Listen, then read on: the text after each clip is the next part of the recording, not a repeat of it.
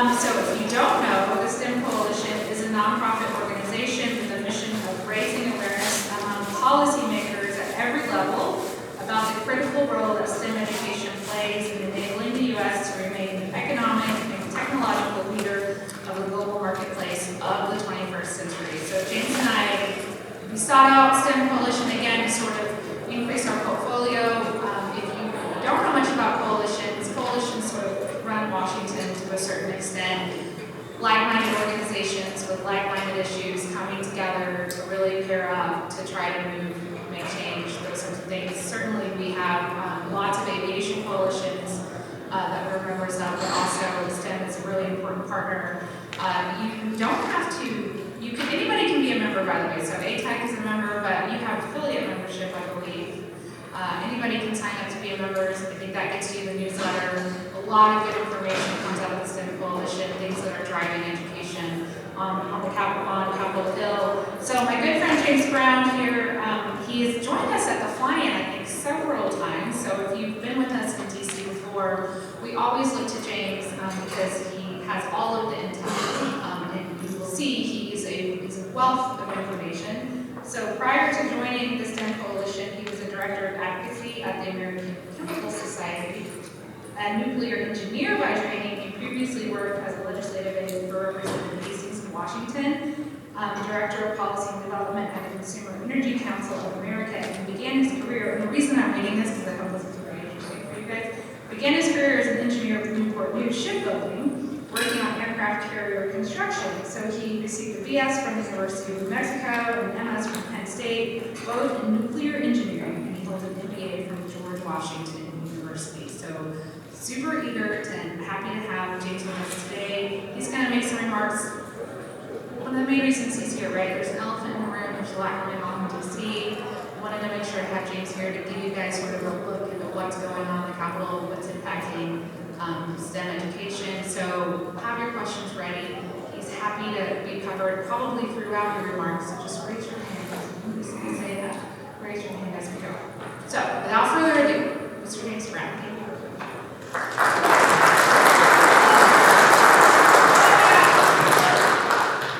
Thank you, Krista. So the DC guy is here to talk for an hour about Washington, so I decided I'm not going to stand on the stage. I'm going to do this Phil Donahue style. And I told Crystal to say the part about questions, because I think, if you don't have questions about Washington, D.C. right now, you're not alive. So appreciate that introduction. I want to start off by telling a little story about how I ended up doing what I'm doing, because this is actually my first professional trip down to this area since I left Newport News Shipbuilding in 1998. So it's a little bit of a homecoming for me. In Norfolk, when you wake up in the morning and there's a cruise ship turning around in the harbor.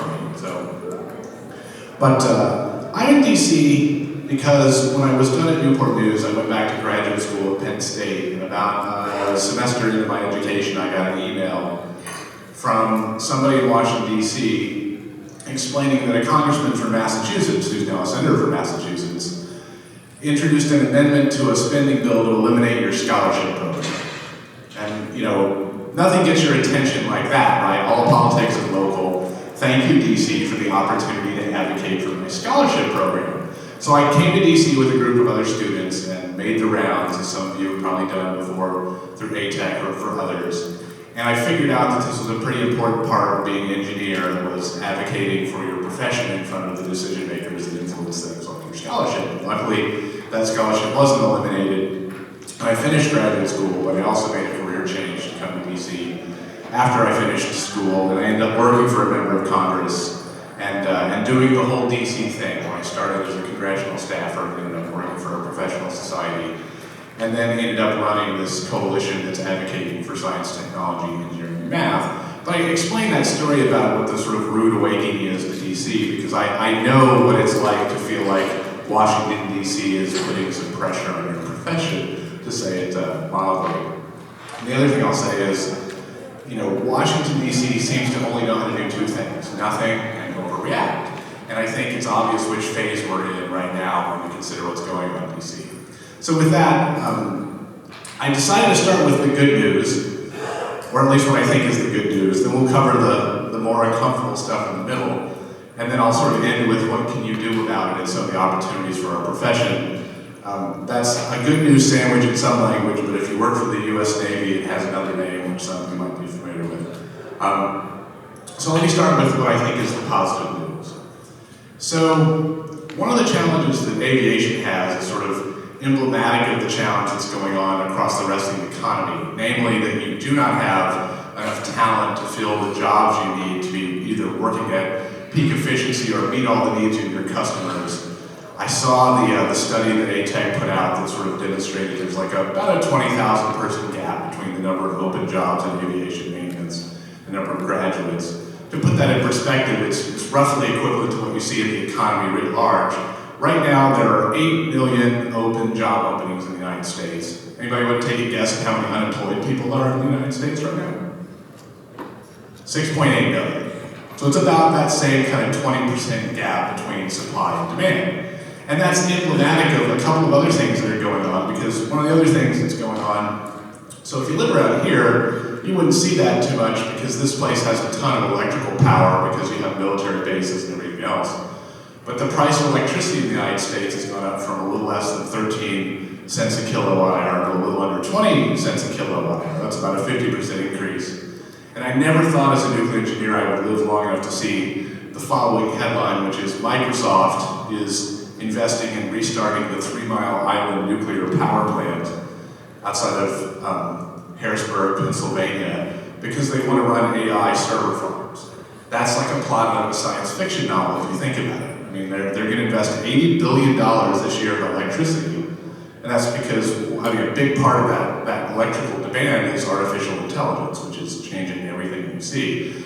That's just a sliver of what's going on in terms of investment in just AI. So Apple announced they're going to invest $500 billion over the next 5 years in the same area. We're talking about, those are just two companies, and you're already close to $1 trillion, and you're on the high side of $500 billion in investment.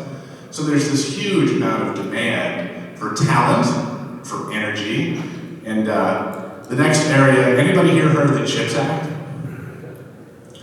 So the CHIPS Act is doing the same thing for semiconductor demand. Anybody trying to buy a car in like 2021? Remember when you couldn't buy a car because there weren't enough chips to fill out the backup sensors or the adjustable seats, that sort of stuff? Turns out that the United States does a lot of manufacturing in some areas of semiconductors, the kind of stuff that go in rockets and bombs and aircraft, not so much when it comes to the simple things that make our world go round, like backup sensors and flashlights. And that's one of the areas where the CHIPS Act is trying to invest, is to make sure we have some of that manufacturing capability at home. I could go on and on. I could talk about pharmaceutical manufacturing. Remember when we had some of the pandemic stories about hand sanitizer and how we didn't have the ability to make some of that? Anybody have a neighbor that was making it in their backyard? I mean, that's the kind of manufacturing that is, there's pressure to bring it back to the United States. Now, one of the open questions is, can we have an economy where for the last 25 or 30 years, we've been increasingly dependent upon foreign talent to support U.S. industry? Can we bring any of those industries back and also somehow not be dependent upon foreign talent? There's plenty of people in Washington, D.C. who are happy to say the Make America label, but unless you invest in the American workforce, so of that gap I talked about earlier, that 2 million or so gap between supply and demand, we've imported about 500,000 people from other countries in the last 25 years on average, skilled talent and various forms of visas and university students to fill that gap. So it's not going to make that gap, closing that gap any easier if we cut ourselves off to foreign talent, and that's certainly what you see. You don't see it so much in aviation enrollment. That's a very, quote, American field, but you see it in higher education in general when you look at the sciences in particular. And somebody who might become a pilot might also become some other technical discipline, or might become, in some other disciplines. So you're seeing the impact of those changes in foreign talent on the economy too. This is all to say there's a premium right now on people who are educating people who work in this country in high demand fields. It may not feel like that from your institutions when you look at Washington, but this is what you hear industry looking at new ways to support. And you also see it in the form of governors who are asking the same, so policymakers in general are asking the same question right now. How can I alter public policy to make it easier for business to collaborate with education to close these gaps? That's the one common theme that pervades almost all of education policy as it relates to higher education. What's working? What's an example of a corporate partnership that's working to address these gaps? And how do we do more of it? The challenge is anybody here, I'm trying to think of what an example is. I would imagine people here have heard of things like the Thomas Jefferson High School in Virginia, right? Does that name ring a bell?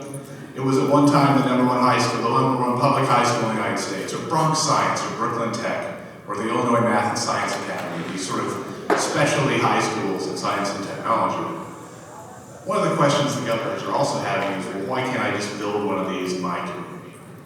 And if you go talk to any one of these high schools, you'll figure out that there's an equation at work there that does not transport easily. So for example, Thomas Jefferson High School in Virginia lives in an environment inside the Beltway in Washington, D.C. with one of the highest densities of very highly educated technical talent, because all the big tech companies, all the big defense companies in particular, are headquartered in D.C. So they find it very easy to find grants from Lockheed Martin and Northrop Grumman, Raytheon, and so forth to support those high schools.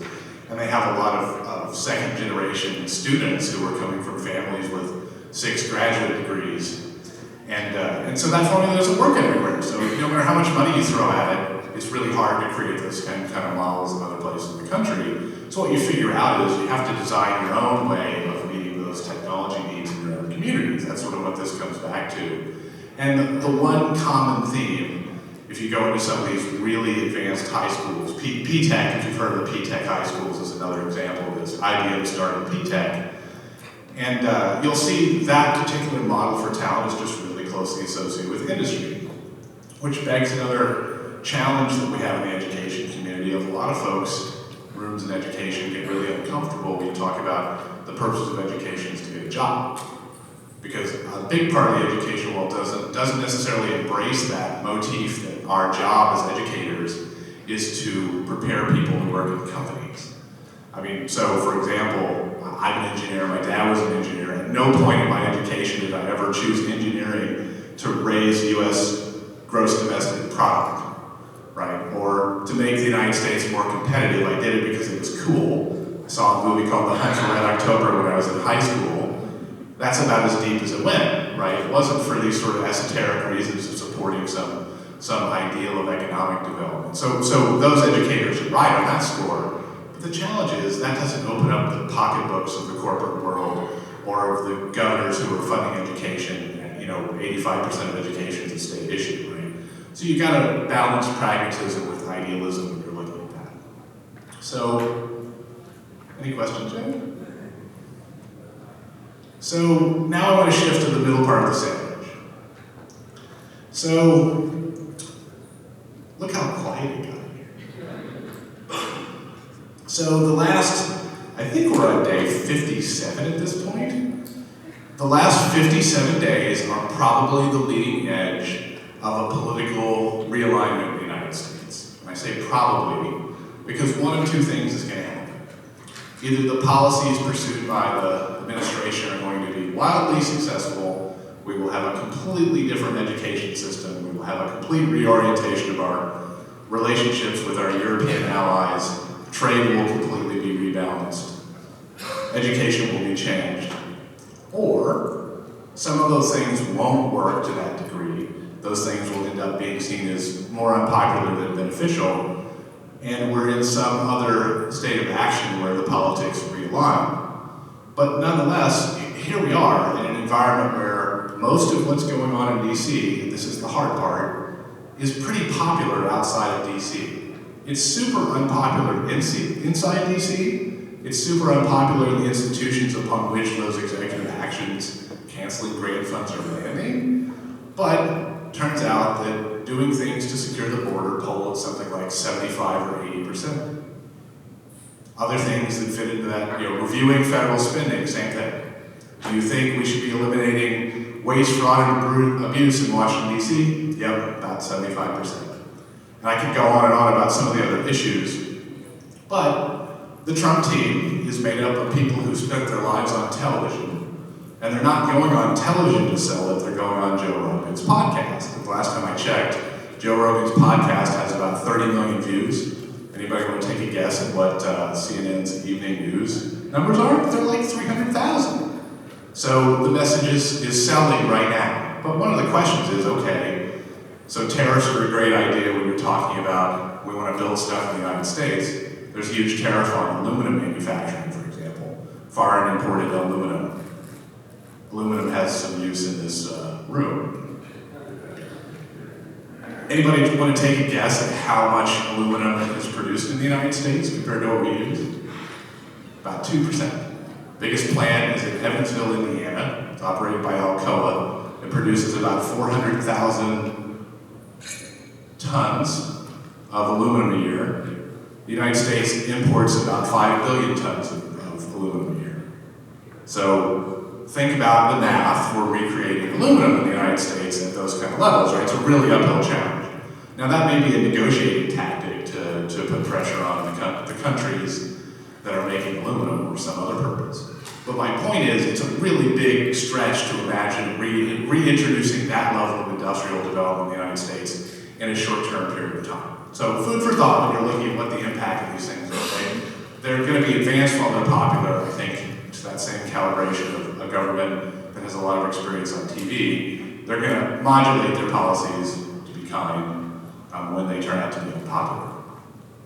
So that's the first thing I'll say is you just see this decadal, maybe generational level of change in Washington, D.C. And like I said, it's polling very popular, but that's a short-term phenomenon on lots of these things because some of the things they're talking about are really hard. So for example, if you close the border, are you also cutting yourself off from foreign talent in American universities? How do you do that, right? If we're dependent upon that talent to succeed, then those things get really tricky.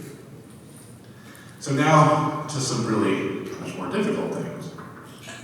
So right now, the conversation in DC in the education world is about executive action. And I'll admit I'm not a constitutional lawyer, but I had to go back and read the Harvard versus Students for Fair Admissions case about 14 times. Anybody else look at this case? It's the origin of the president's executive orders around diversity, equity, and inclusion. And it does basically two things. That court case was adjudicated by the Supreme Court in 2023. It was a 6-3 decision. It overturns affirmative action, which is about a 50-year change in policy, so race-based hiring and admissions. And it makes the argument that decisions in education have to be blind to, I'll butcher the language of this, I used to have it in my head like 3 days ago. But it basically says the educational experience for a person of one color should not be terribly different than the educational experience for someone of a different color, or any other of their sort of moral characteristics. And what the administration has done is use this as a basis for saying that any policy conducted in education around diversity, equity, and inclusion is unlawful because it violates the premise of this Supreme Court decision. Now, people can disagree with their interpretation of the Supreme Court, but you know how you figure that out? You fund a lawsuit and you bring it before the Supreme Court. And the Supreme Court has already made a ruling on this, so you're fighting an uphill battle if you're an educational institution and you don't agree with the legal logic. And lots of people have sued to prevent the conduct of these executive orders, but again, I think the legal slope is pretty high. And so what this means in practice is educational institutions, K-12, higher ed, private sector employers, federal contractors have all gotten guidance from the federal government saying, if you conduct a DEI program that's now illegal, we'd like you to stop that. If you don't stop that, we're going to start sending letters from the investigatory bodies, the Department of Education, Department of Justice, the Department of Defense, labor boards, and so forth. In other words, we're going to put pressure on people who are receiving federal dollars to implement those orders. And so this is very, very uncomfortable for people in the educational world because not that long ago, I don't know if this conference had this as a theme, but I've seen it everywhere else. Broadening participation in the STEM field has been a seminal goal of almost every educational group for a long time. Your workforce study, I think, cited the number of women in mechanics jobs as like 2%, but there's 6.5% in the pipeline, something like that. So yay, 6.5%, but we're still off by a lot, right? But the other thing that the Harvard case also said, and this is food for thought for those of us who've been trying to make society education look representative, they also held that the argument that any particular body in education trying to make it look like society in general was unnatural because it didn't account for people's difference in interests, aptitude, and other things. So in other words, it also held that trying to make the mechanic workforce look like the balance of men and women was also violating the 14th Amendment's Equal Protection Clause. Now again, we can disagree with that, but it takes a legal case to decide who's right. It's sort of like arguing with the cop who pulled you over. We've all seen videos for how that worked out. And I'll give another analogy of where public opinion is on this particular question and the challenge we have to sort out. So anybody here from South Carolina? All right, so sorry. But there's this hilarious video, I think it's pretty hilarious, of somebody going around a South Carolina football game, tailgate parking lot, asking the students, do you think we should try and make the student body at USC look like the general population? And everybody said yes, that's an enthusiastic yes. But they also asked them, do you think the Gamecocks football team should look like the general population?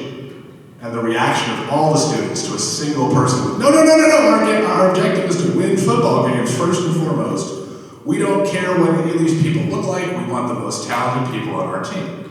And that's the same analogy you get when you ask, do you want the best doctor, or do you want a doctor who looks like you? That's what you get when you poll on this. That's why it's an unpopular issue inside the Beltway and a really popular issue outside the Beltway in terms of dealing with these policies. And that's something we've got to figure out as a community of how do we engage in broadening participation for people that clearly don't have opportunity to participate, while at the same time not violating those prescriptions in the law. And maybe we'll expand the definition of the law, but that is our conundrum at the moment. I'll give you another practical example of how this lands on one of our members of the Society of Women Engineers. One of the first things that happened in the new administration was the Service Academy, the Naval Academy, the Air Force Academy, and so forth, gave orders to the SWE chapters on campus saying you can no longer have a Society for Women Engineers chapter at the U.S. Naval Academy because you don't allow men. And so there's another example of, okay, so what did SWE do? They said, well, we're no longer required to be open only to women. Okay, but that sort of begs the question, why does the Society of Women Engineers exist, all right? Because we've all probably seen stories about, somebody feeling like they wanted a space where they like people like themselves. Those boundaries are no longer clear. And there's no easy answer to this challenge, but here we are. In an environment where traditional definitions of what broadening participation are undergoing a generational realignment. And that's my nice way of saying I think a lot of the old assumptions we've operated under are going to undergo some change. So that's the second part, is the part around DEI. Any questions yet? So the next topic, so how many people, just a show of hands, have ever seen the Doge's Palace in Venice? So Elon Musk decided to come up with an acronym because he thought the Doge, which was Italian for Duke, was the coolest name he could think of for a leader or some powered official. And so the Department of Government Efficiency was his chance to obtain the title of Doge. And that's sort of representative of how titles work in Silicon Valley. There are titles in tech companies that are ridiculous that way, but they're meant to be a little bit humorous. And see, you got a little bit of a chuckle, right? But it's not a chuckle if your grant program got canceled yesterday, right? And that's, again, the challenge we're in is, so if I pose theoretically, and I told you the federal government has a $2.5 trillion deficit, and I said maybe we should have like a group of 100 people inside the federal government of 2.5 million people working to reduce waste, fraud, and abuse, and we sort of did that blind in a focus group in, say, 2010, I think everybody would say, yeah, that's probably a pretty good idea. Maybe it should be more than 100. Maybe it should be like 1,000, right? But in the current political context, what sounds like a great idea is now a vehicle where you have, a small number of people who weren't elected, but it doesn't really matter whether they're elected because they're advising the president who is elected. And that mechanism is yielding the canceling of grants and the elimination of federal employees and things of that kind. And at a level we haven't seen. So as of today, there's a Doge website, in typical Silicon Valley fashion. It was sort of thrown up overnight. It was mostly wrong on day one, and now it's mostly right on day 57, where they're tallying up the number of grants they've canceled. They're tallying up the number of federal employees that have been let go. And this is sort of typical of Silicon Valley. Of you look at what's happened in companies that have gone through this kind of reorganization, in Silicon Valley. Those companies go through some challenge, some change that looks like what happened at Twitter, where they went from X number of employees to like 40% of that number and then built back under some new guys. Well, that's really uncomfortable for the federal government for lots of different reasons. Those of you who've ever entertained a federal job, part of the pitch in a federal hiring interview is these jobs are pretty safe. This is a place where you can go and feel a certain amount of stability. You might not make as much as you do in the private sector, but by gosh, you're going to have a job until you retire. That's a legit part of the pitch. I mean, you can say that in less charitable terms, but that's sort of the reality. So it's really traumatic when the entire federal workforce gets an email saying, what did you do last week? I won 5 bullets around noon tomorrow. But that's what's happening. And so one of the consequences of that is that this group is reviewing federal grants on a daily basis for whether they comply with all these executive orders, of which many of them are around DEI. Many of them are whether these transactions can be considered wasteful or fraudulent, which is why you hear reports about people who are 150 years old or more getting Social Security checks, which is why you see whole offices of the federal government, whole departments of the federal government being canceled or done away with, and then they're fighting it out in the courts. This is the federal government's version of the Silicon Valley reorganization, and it's going to be really uncomfortable for a really long time because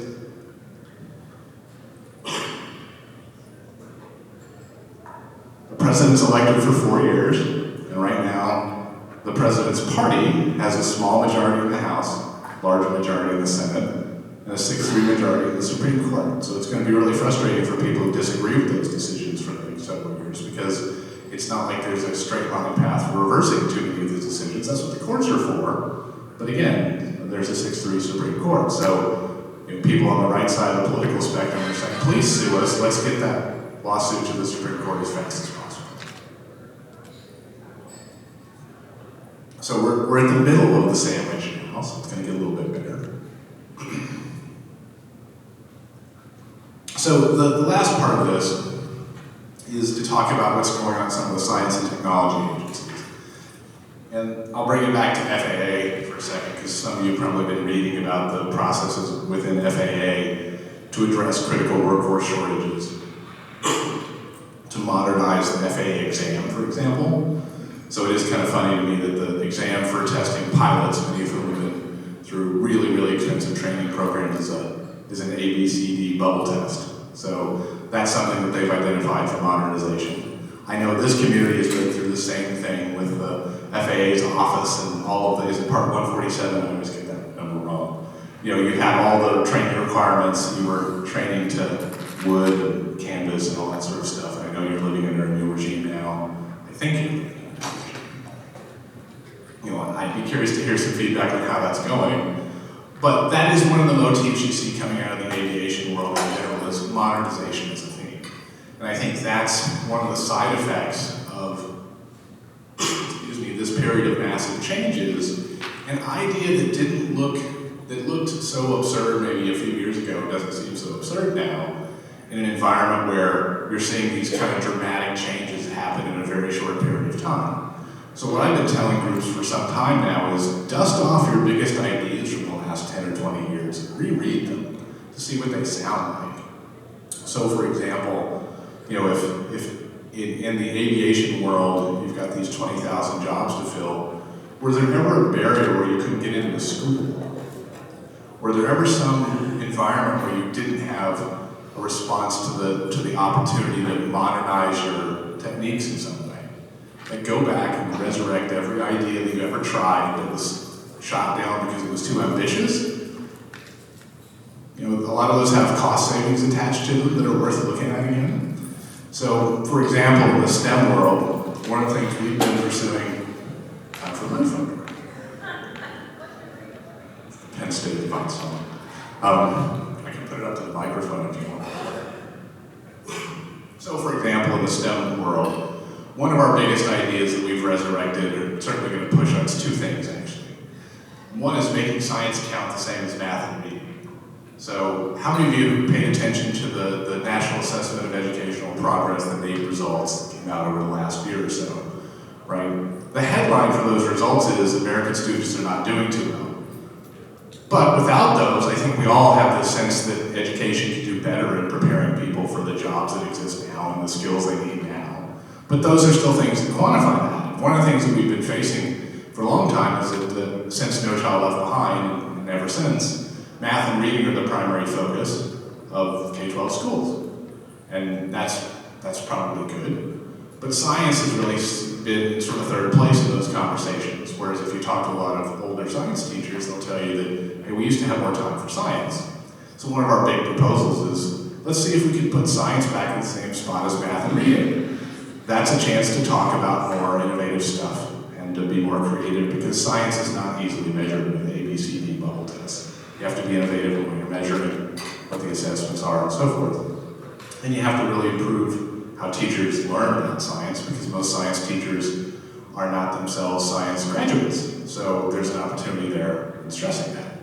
Another example is this notion of paying science teachers what they would be worth in the private sector given their educational credentials.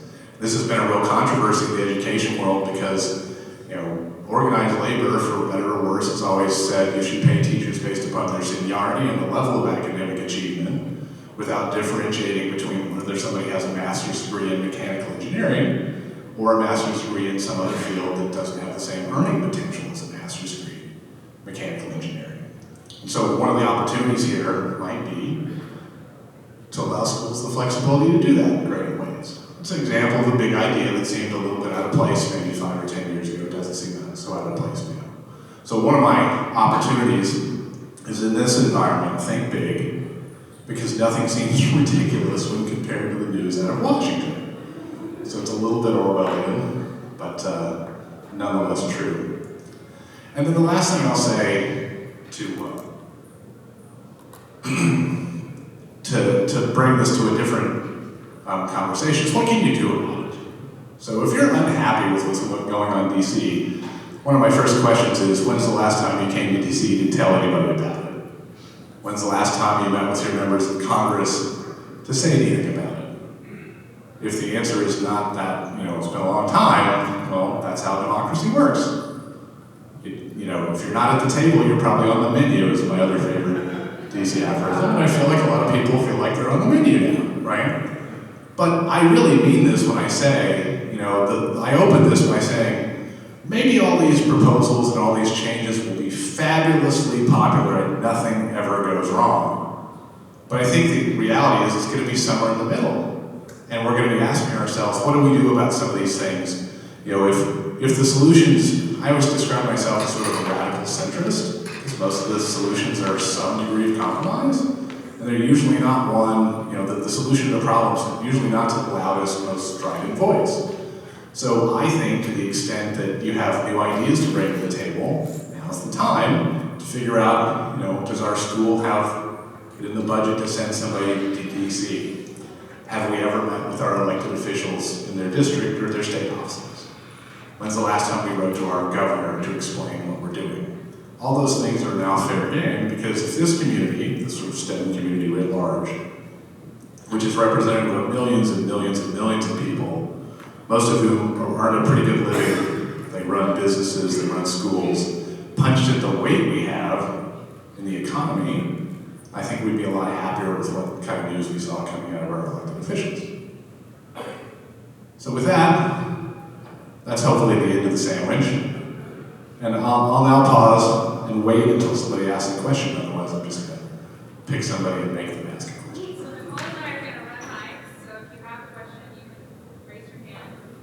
Is this working?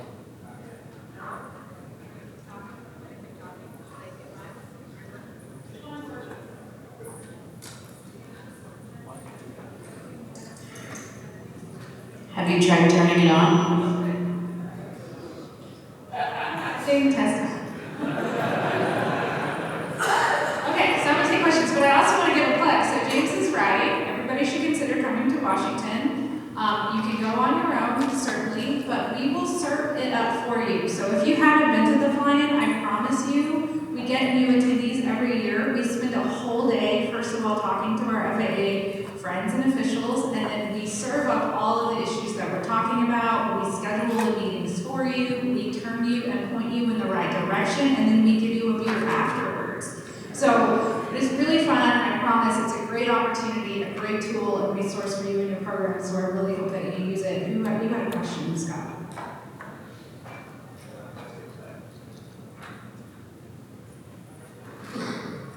This is totally connected to, but kind of harkening back to your first part, you kind of mentioned how we brought in a good number of foreign students. At least myself, because I run classes every month, I've noticed over the last, we'll say, 57 days that the denial rate for visas has skyrocketed. I was curious if you heard the same thing, or if anyone else in the room had heard the same thing. I was curious. Well, there's definitely two probably correlated chilling effects going on, right? One is, trying to think of the right way to phrase this, so I don't know what other. There's definitely what I'll call a self-deportation effect going on, right? If you're from the United States, if you're not from the United States and you're here, it's going to make you less comfortable to be here if you're worried that some of all the enforcement activities are going to land on you. It's also going to make you less likely to apply to come here if you see this environment and you're concerned that you may not be welcome, right? That's 2 months. Right? So that's undoubtedly real. We could show you example after example. You see it in university admissions. You see it in applications for temporary work visas. You're seeing it in the migrant labor patterns in the Midwest as we get ready for like the spring planting season. So there's lots of different examples of that exact phenomenon I'm talking about. But the other part of this too, all of this sort of effect of these executive orders on education institutions in general is even if your funding is not impacted by a council branch or something else, you're probably going to pull back a little bit and wait and see what happens before you obligate significant new funds for something because you may not know. So for example, school districts get most of their federal funds in July. A lot of school districts are waiting until July to figure out, well, am I going to get my Title I funds for my school district? So I think that's real. Hey James, thanks for being here. Question about the efficiency. Government efficiency sounds like a great idea.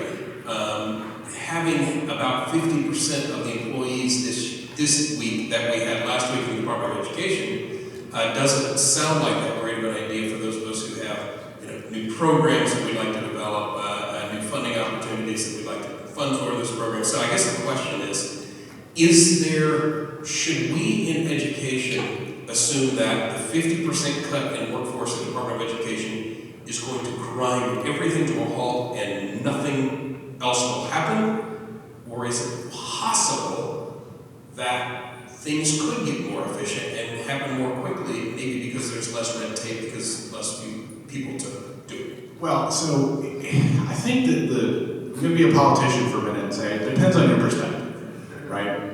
So if this were a meeting of the Chemical Industry Association, for example, and there were big layoffs at the EPA, I think a lot of folks in industries that are regulated by the federal government would agree with your assertion that maybe it will get easier for us to do business, right? Different in the education realm because of the nature of the activity, but there's a couple things I'll say. So the position of the government, the Department of Education, the administration, is that they're not laying off, quote, critical functions. So there was a letter that went out on Friday saying, we don't think this will impact student aid, we don't think it will impact certain other offices in the department because we've laid off what we consider to be non-critical functions. And like, I lightning doesn't strike me when I say this, but it's like, and we all know there's a certain amount of people in federal agencies that we're not doing much, right? Like, we just have to say that out loud, otherwise we're not like having, because every one of the institutions in this room has a certain amount of dead weight. It's always higher in government than it is in the private sector. That's what I said, it's hard. But the point being, like that's a part of the reality, right? So there's some level of cutting where you may not see any impact, you may actually see it better. But I think the right posture is to wait and see, right? We're gonna have to see how this plays out in practice. Because again, that sort of dynamic of the administration pushing until something gets unpopular and then pulling back, I can pretty much get, like there was an op-ed by the governor of Nebraska saying, I'm all for eliminating the Department of Education, one of the big Wall Street journals. But the moment that Nebraska loses 15% of its education funding, that guy's gonna write another op-ed saying, this is the dumbest idea in history because I didn't think we were gonna lose 15% of our funding, right? So I think that's the balancing act that's going on there, is they're making a gamble that maybe nobody will notice, right? Now we'll see if that's true down the road, right? That's my sort of test I posed of it will either work or it won't work, because I think the right way to interpret this administration is, if this was your stockbroker, what would you do, right? If you didn't like them, but your stock went up, they're okay. If you don't like them, the moment it goes down, you're like, no thank you, right? So that's kind of the test work here, right?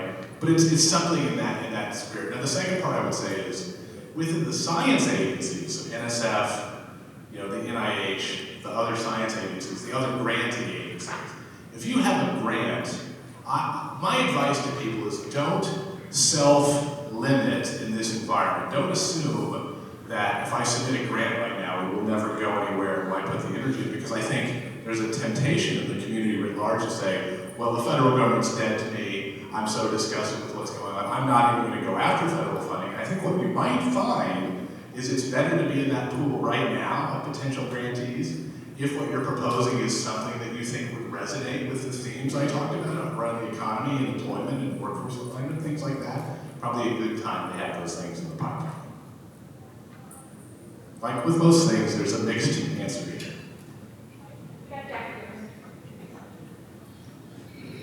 Is this on? Okay. Well, this will play a little bit off of what Joel just asked, is the agencies right now appear to be trying to take a let's wait and see approach. So in the case of the FAA, for example, a lot of the messaging we're hearing are things like, in an abundance of caution, we're going to sit tight until we receive further guidance. Who's providing the further guidance? So if the agency itself isn't controlling their messaging, who are we waiting for at this point? So the answer over here is more or less the right? That was a mumbled Elon Musk, right? So I would offer one thing further, right? I think one of the things that the executive orders did, and this has actually happened in prior administrations, just not with the same degree of drama. When you have new political leadership who come into agencies, generally speaking, will have some pause while the new political leadership reviews the spending priorities and other things, right? It's generally not, like we may pause the administration of new grants, we may not rescind ones that are out there. The different dimension now is you have the DOGE community looking at agency by agency, and they're not just doing it one time. So when they go to an agency and they may review for a certain criteria, cancel or not cancel, review things. And that doesn't mean they're done with that agency forever. They may come back when they have another categorical review rather than saying we're doing an audit of the FAA once. Here's our audit findings, now you go address it, TSA, right, or Department of Transportation, right? But I do think, to the same point about school administrators and others that are sort of, everybody is holding on to their power right now because they do not know what's at risk. So I think that's the calculation that's going on is both the political leadership, like the Secretary of Transportation. So the transportation one was one of those agencies without a lot of political appointment, right? There's the administrator of the FAA, maybe 2 or 3 people in that person's immediate staff, right? The heads of all the departments. Like that's all career folks for the most part. They're selected with their career folks. So I think what you're going to see in those kind of agencies is the ones with less political leadership are going to be more vulnerable to this review process because they don't have a big team that can battle. If you run an agency, regardless of what your political leanings are, or your position on Elon Musk and all that, you're just going to start from the presumption of I want to make sure my agency is doing what I want it to do, right? Like that's the balancing act here. So those agencies are going to be a little more vulnerable in the sort of, I have 10 people from my side, you only have 2 from your side type of argument. So I don't think it's so much who's making a decision as, like, there's limited capacity to respond to these things. What's actually happening in a lot of agencies is they'll get a spreadsheet that says, here's all the programs we want you to eliminate. Do you agree? I'll give you 24 hours to make edits. Otherwise, we're taking it to the White House to get, the big boss's approval, and you won't even be in the loop, right? So that's the equation that's coming. And that's very Silicon Valley. That's like saying we're going to ignore the department heads and go straight to the chair of the board every time. There was a question over here. Yeah, one up here. Oh, sorry. Really appreciate the perspective of the executive branch and the detail. Could you talk a little bit about what's going on in Congress?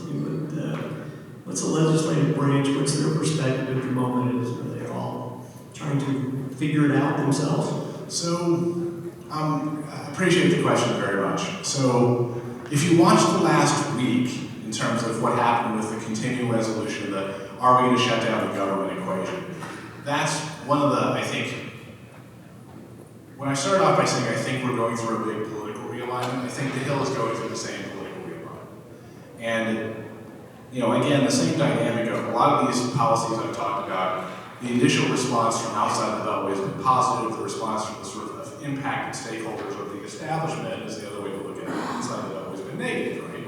It's threatening the status quo. I say that sort of as a radical centrist, right?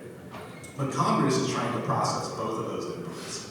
So they get, there are senators from red states voicing opposition. There are representatives from blue states trying to figure out, hey, wait a minute, if I want to run for office, I want to be president of the United States, maybe I need to figure out how to process some of this feedback because that's maybe how we gain a governing majority. So I think both sides, and there's not just 2 sides here, right? Both sides are processing this new dynamic of what, is closing down the border positive or negative? It's not the right question, right? It's like more complicated. So my point is, I think you're seeing, the reason why you didn't see a shutdown in the last week is because the opposition party, the Democratic Party, they're very much a role of opposition party now, is out of power in the House and the Senate, and in state legislatures, and all, executive branch and the Supreme Court, and the courts. So they're calibrating, like, is my path back to power to figure out where do we collaborate and not, or, it wasn't to let's shut down the government. And there wasn't consensus in the opposition party for how to deal with that, right? So I don't think there's a consensus on the Hill yet as to how this is going to shake out. And that's why my advice to groups is make sure your voices are heard, because these people are trying to figure out where they are on these issues and who they should be listening to and who's speaking up about it right now. And it's not, the voices of individual voters are having more weight right now because I know I'm going sort of the Beltway weeds, but you may find, it's not the donors that have the last say. If you're a big donor, you may get the first word, but you don't get the last word anymore in terms of, where politicians are on this sort of thing, because things that used to be popular with donors are now unpopular with voters, and vice versa. Stephen, I have a comment. Sure, all right, this comment goes back to the question before, the most recent question, asking about some of the responses you've been getting from folks in the federal government as far as regarding grants and maybe getting back to you after further guidance. So as a person who gives grants in the federal government, which is part of my role, as James was saying, a lot of this is happening really fast, right? And if you keep track of what is going on, some days there might be 50 orders, some weeks there might be a couple orders, right? And it happens really fast, and most of you figure it out just at the same time as any of the agencies are hearing about some of these orders, right? So across the federal government, there tends to be a clamoring to respond to orders that may or may not be realistic to execute the way they are asserted out there. And you might have even seen, a couple of weeks ago there was one that I know a lot of institutions were freaking out about, and we were freaking out about, and no one was sure how to respond to it. And I think for a little bit the White House took it back, and then they put something back out that was maybe different. It's all over the place. But a lot of times, when we see the executive order, as federal employees, we're not supposed to at least at our level, the grant team level, giving out grants, we don't directly respond to the EO.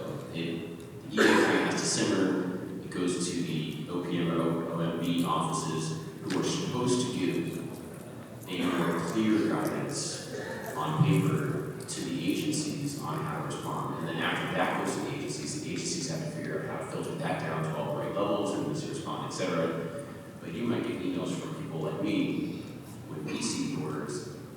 My immediate team where you say, hey, if this comes down to our level, if we from our supervisors or our agency leadership get told to respond to this, how do we want to respond and how do we get that out to the people who are on our grants, right? So I know we've met a couple of times preemptively just in case it was going to go to another level saying, hey, how do we want to tell our grantees about this? And we might send out some preemptive emails saying, hey, this EO might be targeting these type of activities. We're sending an email out preemptively to make sure that if you have any activities that might not look the best for some of these EOs, so maybe put them on pause for now and try to execute the rest of your grant as best as possible, right? So we're trying to get ahead of it kind of for some of us. Some others might just be waiting to get the more immediate actions from their leadership instead of responding to the EO before the grant actually gets told by their supervisors that they have to do something about it. And it's kind of like, you mentioned the 5 bullets earlier, and that's a whole other conversation, right? But a lot of us might not be told by our supervisors that we have to respond to something like that immediately because that there is a kind of chain of command in how the government bureaucracy works, right? So a little patience for that is definitely something helpful, but it is a conversation to talk about. But hopefully that gives a little bit of an idea of how it's going on the back end. Well, I really do appreciate the insight because I'm going to put another term in your vocabulary, which is I tell people not to practice anticipatory obedience, in the sense that don't react to the news in your functional role, right? If you see, the president issued an executive order today, what does that mean for me? Well, I would make those judgments once you get notices from your granting agency, from the chain of command. That's the right way to handle this because I think the other challenge that we in the advocacy world have is there's an awful lot of associations that part of their identity is attached into, well, I make things happen in Washington, D.C. This can't happen unless I knew about it, and I have to be relevant by responding to it. But the reality is that nobody in the advocacy world is going to keep up with the pace of things coming out of D.C. right now. Our job is to sort of figure out where the puck is going to be and figure out how to play that, in that arena where we have the opportunity in the future. And that's why I go back to the comment about making sure your elected officials are informed because they're doing the same thing. They're trying to figure out, hey, what's the next piece of legislation that I can do? And I'll tell you what that is. It's the next year's budget. If you're concerned about executive orders can be undone. This administration's only undoing a lot of the executive orders. The last one. What happens in Congress makes it permanent. It changes the law. That's the big game that sort of settles some of these priorities. So, for example, for some of the new aviation grants, let's just say they get canceled by the Department of Transportation by executive order. They're in the FAA reauthorization, right?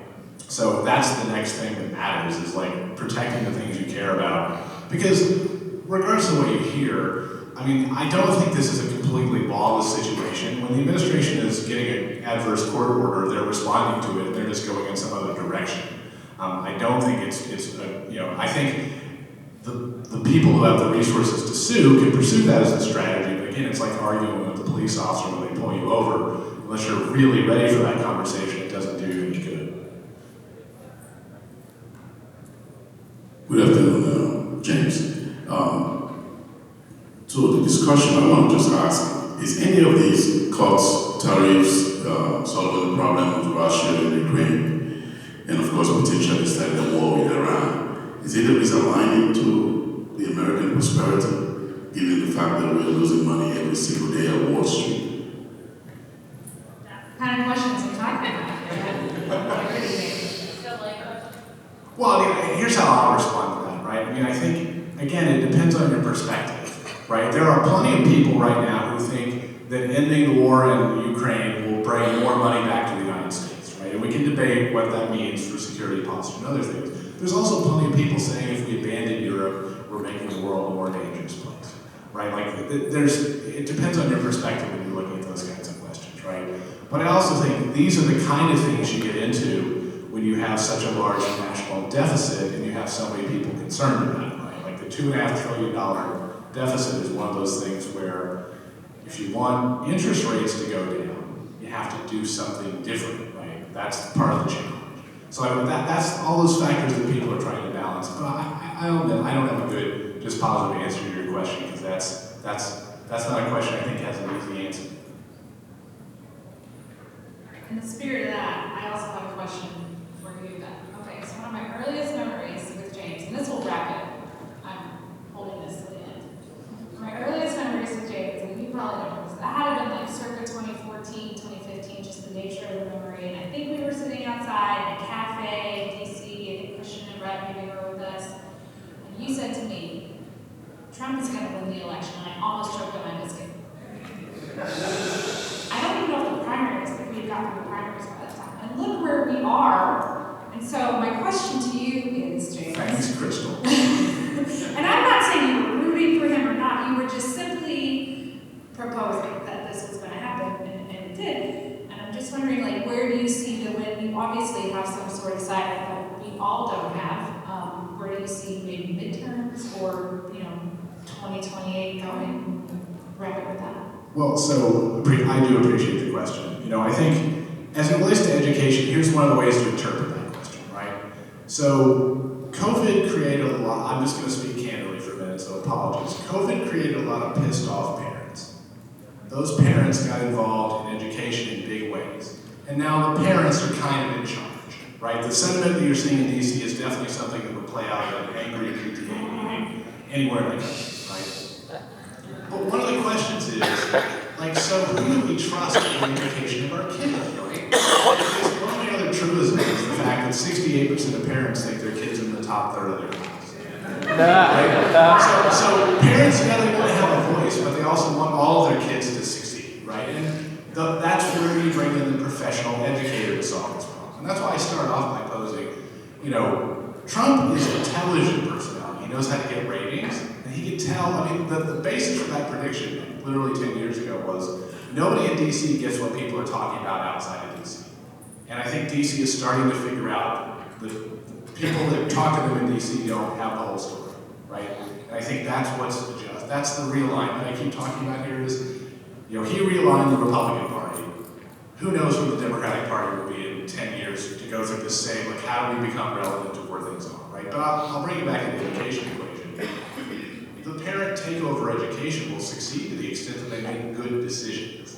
And these questions about tariffs and Ukraine and everything else, right, they're all going to be based upon the outcomes that are there. Because it's not true that something's going on you don't like if you do the opposite. How many people know the Costanza rule, right? Yeah. Like you do the opposite, it must be right. If everything you've always done was wrong, right? But it's not always right. And that's my point is, the reality is usually radical centrism, not moving from one side to the other in these arguments. I don't like to accept the premise that should parents be in charge or teachers should be in charge as if it's one or the other, right? That's not the right way to look at these decisions. And that's where we come into the equation. It's making sure your voices are heard by the people who ultimately make these decisions is the best thing we can do in democracy. You can turn the channel off if you're watching a TV show, but that doesn't change the plot of the show. So that's my advice, is if you haven't gotten involved, make sure your voices are heard. Because it doesn't, I love hearing these voices, but I'm just one voice whispering into the ears of these members of Congress, just like any others of yours. Making sure you hear your voices is the way you resolve this.